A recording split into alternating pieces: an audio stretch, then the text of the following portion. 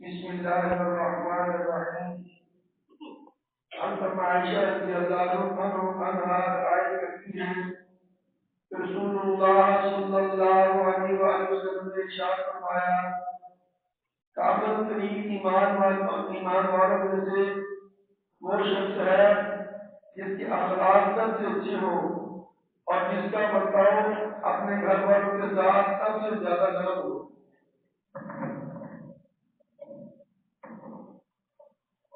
صلی اللہ علیہ رسول اما بعد، عائشہ صدیقہ رضی اللہ عنہا ارشاد فرماتی ہیں اکمل ایمان کامل اکمل ایمان اس شخص کا ہے جس کے اخلاق اچھے۔ اصل میں انسان کی جتنی نفلی عبادات ہے دو طرح کی ہیں۔ ایک وہ نفلی عبادت ہے جو انسان اللہ اور اس بندے کے درمیان تہجد پڑھتا ہے، ذکر کرتا ہے، تلاوت کرتا ہے فرائض کے بعد، واجبات کے بعد۔ دوسری وہ جو مخلوق کے ساتھ برتتا ہے،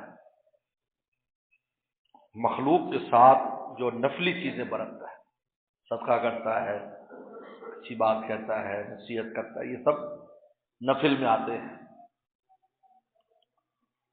اب اس میں سب سے اونچی چیز اخلاق ہے جو مخلوق کے ساتھ ہے۔ اخلاق کہتے ہیں کہ اگلے کی ایذا پر صبر کرے اور خیر خواہی کو نہ روکے، اپنی خیر خواہی نہ روکے اور اس کی ایذا پر صبر کرے، اخلاق ہے۔ اچھے کے ساتھ اچھے رہنے کا نام اخلاق نہیں ہے، یہ تو سبھی کر لیتے ہیں۔ برے کے ساتھ بھی اچھا رہے، اچھے کے ساتھ بھی اچھا رہے، یہ اخلاق ہے۔ چلے ایک آدمی نے کہا تھا میں با اخلاق ہوتا ہوں تو میرے نیچے والے بے اخلاق ہو جاتے ہیں، اور میں بے اخلاق ہوتا ہوں تو سب اخلاق والے ہو جاتے ہیں۔ اس لیے کہ جب بادشاہ یا ذمہ دار سختی کرتا ہے تو سب ٹھیک ہو جائے، بے اخلاق ہو جائیں گے، وہ نرمی کرے گا تو نہیں تو بے اخلاق ہو جائیں گے۔ فرمایا کہ میں لوگوں کی وجہ سے اپنے اخلاق خراب نہیں کر سکتا، اس کا نام اخلاق ہے، خلق اخلاق۔ کیا نے فرمایا کہ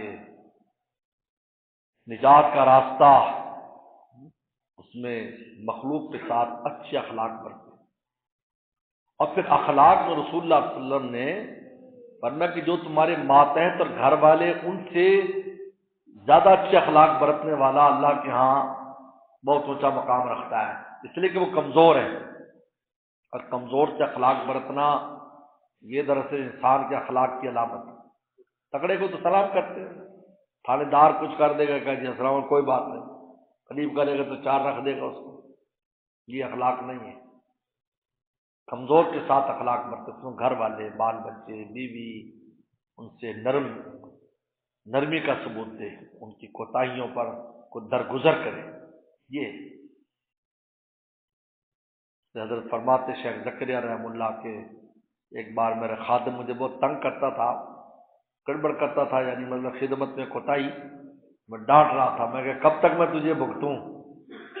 تو کہا کہ میرے چچا اتمل الیاس صاحب رحمۃ اللہ علیہ بانی تبلیغی جماعت پیچھے سے بولے جتنی آگے بھگتوانی ہے اتنی یہاں بھگت لے،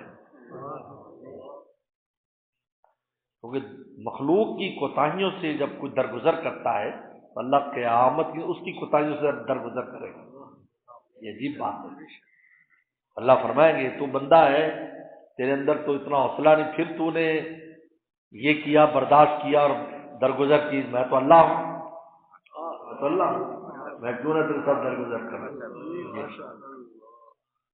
اس لیے اخلاق کو لازم کرنا چاہیے انسان کو۔ بدخلقی، غصے ہونا، بات پر چڑچڑا پن، گالی گلوچ، مار دھاڑ، یہ بالکل پسندیدہ نہیں، یاد رکھو۔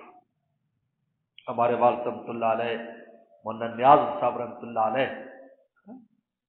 اب اولاد تو اولاد ہوتی ہے، بے شمار کوتاہیاں اس میں ہوتی ہیں، اگر اولاد کامل ہو کسی کی اولاد تو پھر تو باپ کی تربیت کی ضرورت ہی نہیں، ایسا کوئی نہیں ہوتا، بچے ہوتے ہیں، بچوں کو سیکھنا ہوتا ہے۔ لیکن پوری زندگی ہم نے دیکھا ہمارے والد صاحب نے کبھی کسی بچے کو مارا نہیں ہے،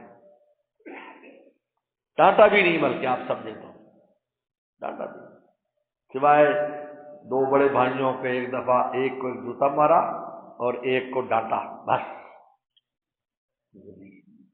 تو کیا خیال ہے ان کی اولادیں بگڑ گئی، ضائع ہو گئی؟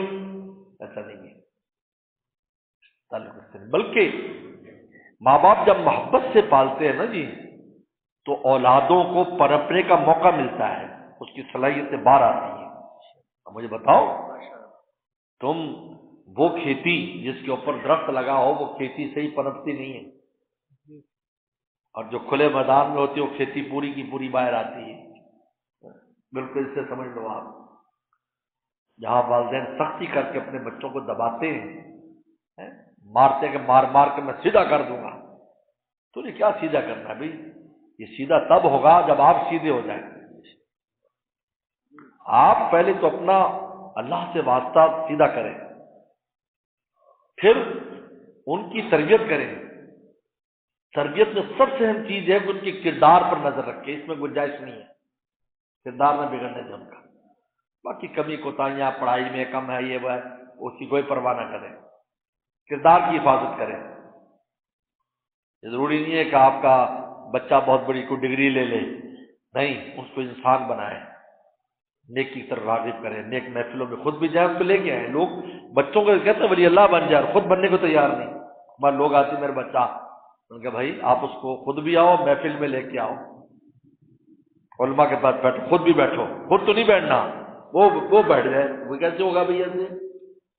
جب خود تم لے کر آؤ گے تو تم بھی سیدھے ہوگے، وہ بھی سیدھے ہوں گے۔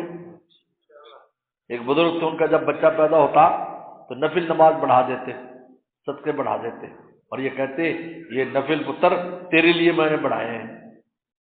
خود پڑھ رہا ہے، لیکن کس کے لیے؟ کیوں؟ کیونکہ اس کی نیکی کا اثر اس کی اولاد پہ پڑھنے والا ہے۔ اپنی نیکی بڑھا کر، میں یہ نیکی اس لیے بڑھایا ہے میرے بچہ ہو گیا، میں صدقہ بڑھا کیوں؟ میرا بچہ ہو گیا۔ کیوں بھائی؟ بچے کیا فائدہ؟ کیونکہ جب سایہ اور چھت مضبوط ہوگی تو نیچے رہنے والوں کو بھی عافیت ہوگی، نہ ان کو سردی لگے گی، نہ ان کو گرمی لگے گی، نہ ان کو دھوپ لگے گی، نہ آندھی طوفان ان کو متاثر کرے گا۔ جب چھت کمزور ہوگی، اس لیے جو ماں باپ لڑتے نا آپس میں، بچوں کو ضائع کر دیتے، سب سے بڑا نقصان ان کی اولاد کو ہوتا ہے۔ ہم تو معمولی بات سمجھے گا، لڑائی کر، اس سے کیا نتیجے نکلا مجھے بتاؤ؟ یہ چھتیں آپس میں لڑنی شروع کر دیں تو ہم امن سے بیٹھ سکتے ہیں؟